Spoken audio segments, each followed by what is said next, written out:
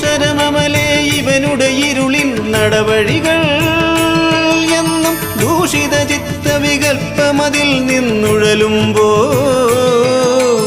ഈ യുഷപൂജകൾ ഇവനുടെ ജന്മത്തടവറയിൽ ചൊരിയും പുലരിപ്പൂങ്കതിരൊളിയായി തീരാൻ കനിയണമേ.